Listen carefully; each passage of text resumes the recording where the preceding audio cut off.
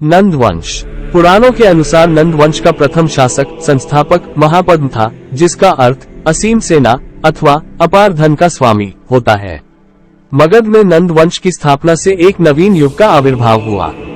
इतिहास में पहली बार एक ऐसे साम्राज्य की स्थापना हुई जिसकी सीमाएं गंगा के मैदानों को लांघ गईं।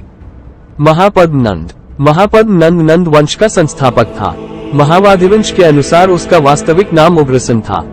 पुराणों में महापद्म को शिशुनाग वंश के अंतिम राजा का शूद्र स्त्री से उत्पन्न पुत्र बताया गया है। जैन साहित्य उसे गणिका से उत्पन्न नाई का पुत्र बताता है। यूनानी साहित्य से भी महापद्म नंद की निम्न उत्पत्ति की होती है। कर्टियस ने लिखा है, वास्तव में नंद वंश का संस्थापक नाई था जो दिन भर की कमाई से किसी तरह पेट भरता था, पर अपने आकर्षक रूप के कारण वह रानी का कृपा पात्र बन गया था और रानी के प्रभाव से ही राजा का विश्वास पात्र बन गया।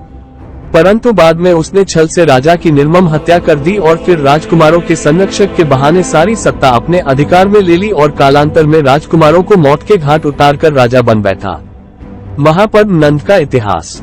इतिहासकारों का विचार है कि उसने शिशुनाग वंश के जिस राजा की हत्या की वह कालाशोक था तथा उसके पुत्रों का संरक्षक बनने के बहाने नंद राजा ने उनका राज्य हड़प लिया।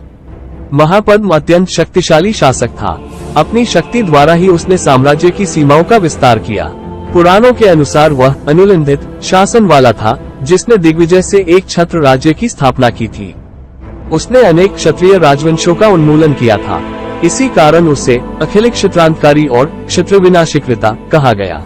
कथा सरितसागर से ज्ञात होता है कि उसके शासनकाल में इक्ष्वाकुवंशियों का कौशल राज्य मगध का अंत बन गया था।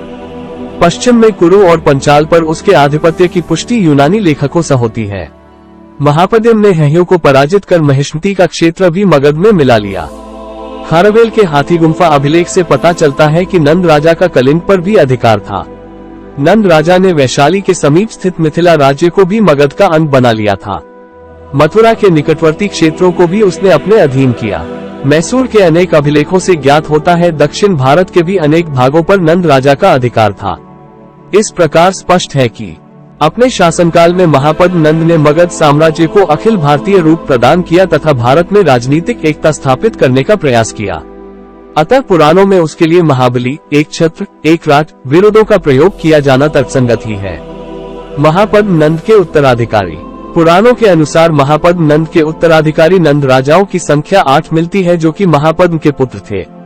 बौद्ध साहित्य में भी कुल 9 नंद राजाओं का उल्लेख मिलता है, जिसके नाम इस प्रकार हैं: उग्रसेन, महापद्म नंद, पंडुक, पंडुगति, भूतपाल, राष्ट्रपाल, गीविशानक, दशसिद्धक, कैवर्त और धनंद। महापद्म के इन 8 पुत्रों ने 322 तक राज्य किया। इनमें नंद वंश का अंतिम शासक धनंद ही सबसे प्रतापी प्रमाणित हुआ। Greatest ruler of Nanda dynasty Dhanand. Dhanand धन एकत्र करने की अपार लालसा के कारण उनका नाम धनंद पड़ा। उसके पास 80 कोटि की संपदा थी। तमिल स्रोतों से ज्ञात होता है कि उसने अपने धन को छिपाने के लिए गंगा के तट की एक चट्टान में खुदाई कराई थी।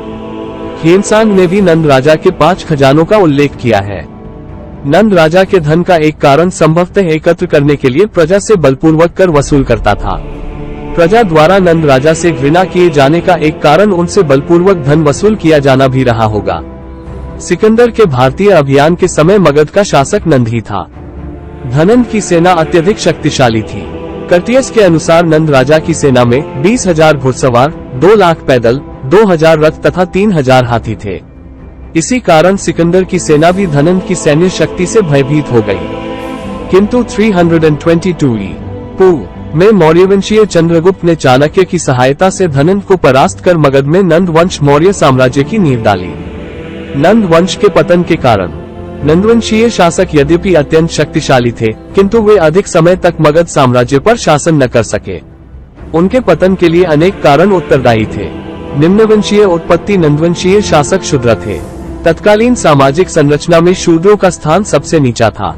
अतः उच्चवर्गीय लोगों में नंद शासकों के प्रति श्रद्धा व स्नेह न था। इस धर्म के अनुसार अपना राज्याभिषेक भी नहीं कराया। अतः ब्राह्मण वर्ग उनसे अप्रसन्न था। अतिरिक्त नंद राजाओं ने धार्मिक व सामाजिक रीति रिवाजों का उल्लंघन किया। क्षत्रिय राज्यों का उन्मूलन। मगध साम्राज्य के विस्तार के लिए नंद शासकों ने क्षत्रिय राज्यों का उन्मूलन किया, जिससे क्षत्रिय उनसे अप्रसन्न थे। अत्यधिक कर वसूलना। नंद शासकों ने जनता से अत्यधिक कर वसूल किया। विशेष रूप से धनंद अत्यंत लोभी था। उसने जानवरों की खाल, गोंद और पत्थरों तक उसने ब्राह्मणों पर भी कर लगाया।